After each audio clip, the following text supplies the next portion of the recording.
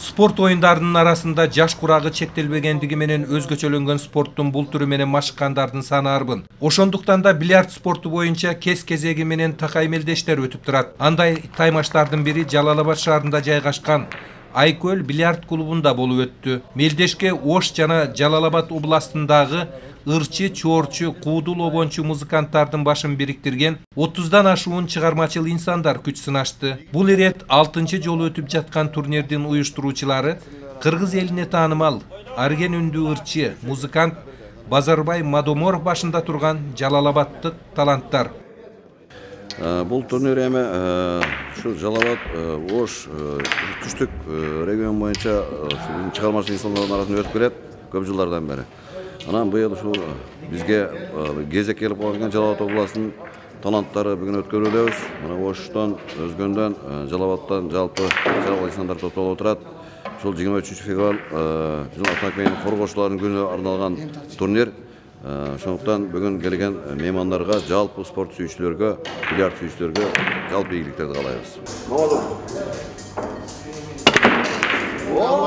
Түштүк аймагынын эки чоң областынын өнөр адамдары арасында өткөн спорттук таймаштар такай бүйүр кызыткан маанайда өткөндүктөн уюштуруучулар бул ирет башкы калыстык жагын бильярд спорту боюнча Кыргызстандын атынан дүйнөлүк чемпионаттарга катышып жүргөн эл аралык класстагы спорт чебери Майрамбек Нурумбетовго тапшырышты.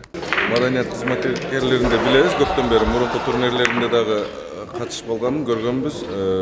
Аябай буларда кызыгы жакшы бильярд оюнуна. Любительдер көп, бул азыр бильярдный спортту барыңыздар билесиздер, азыр дүйнө жүзүндө популярный оюндардын бирөөсү.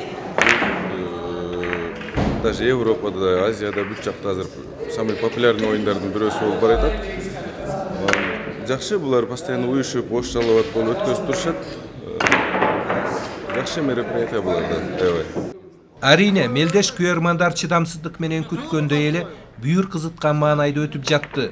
Тоголок ташты торчого атып түшүрүүдө бул ирет оомат оштук таланттар тарапта болду. Анткени алардын көргөзгөн оюндары кесипкөй бильярдчы спортчулардан кем калбады.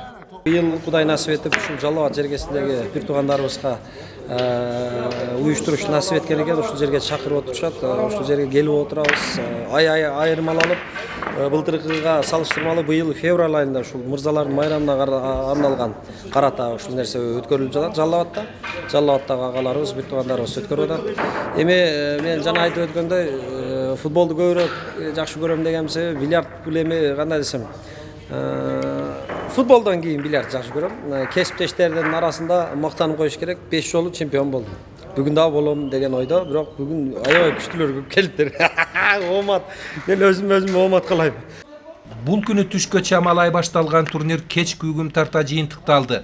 Калыстардын жана уюштуруучулардын чечими менен упайлардын саны боюнча артыкчылыкка ээ болгон Оштук алып баруучу Улукбек Атазаков биринчи орунду камсыз кылды. Байгелүү экинчи орунда оштуктарга буйруду.